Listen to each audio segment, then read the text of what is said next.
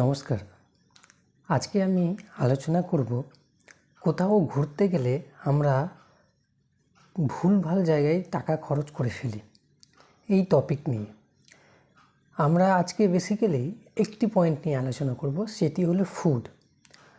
আমরা কোথাও ঘুরতে যদি যাই, ধরো বেনারস গেলাম, বেনারস গেলে আমরা কি করি? খাওয়া দাওয়া কোথায় করি? কোনো একটা রেস্টুরেন্ট বা একটা ভালো দোকানে খাওয়া দাওয়া করি, নয়তো হোটেলেই জোম্যাটো থেকে অর্ডার করি, বা যে হোটেলে থাকি সেই হোটেলের রেস্টুরেন্ট থেকে খাওয়া দাওয়া করি। কিন্তু এটা আমরা ভুল করি। আমরা সবাই জানি টাকা ইম্পর্টেন্ট, ঠিক আছে, কিন্তু আমরা সেটা মানি না।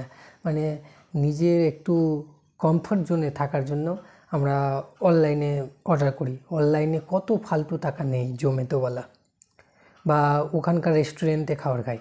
কিন্তু আমরা যদি চাই কি একটু টাকা বাঁচাবো কোথাও ঘুরতে গেলে, তাহলে কি করতে পারি?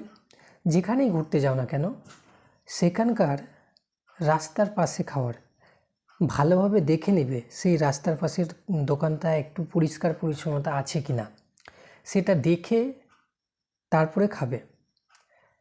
একটা এক্সাম্পল বলছি, আমি কিছুদিন আগে বেনারস গেছিলাম। বেনারসে রেস্টুরেন্টে আমি দোসা খেয়েছিলাম 270 টাকা, আর আমি সেরকম টেস্ট পাইনি। আর প্রায় সেই দোসাই, মানে একই সাইজ। রাস্তার পাশে একটি ভালো স্টল থেকে আমি খেলাম 50 টাকায়। 50 টাকায় ওর থেকে, আমার উপর বিশ্বাস করুন, ওই রেস্টুরেন্ট থেকে ভালো টেস্ট ছিল। যেখানে আমার রেস্টুরেন্টে 270 টাকা যাচ্ছিল, সেখানে আমি 50 টাকায় হয়ে গেল। ভালো টেস্ট পেলাম, দোকানটা আমি ভালো দেখেই খেয়েছিলাম। এই জিনিসগুলো খেয়াল রাখলে অনেক টাকা সেভ করা যায়। যেখানেই ঘুরতে যাও না কেন,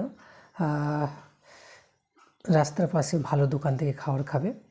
হ্যাঁ, রেস্টুরেন্টে অ্যাভয়েড করবে। হ্যাঁ, যদি শখ থাকে তাহলে রেস্টুরেন্টে যেতে পারো, কারণ শখকে মেরে তুমি চলবে এটা কিন্তু ঠিক না।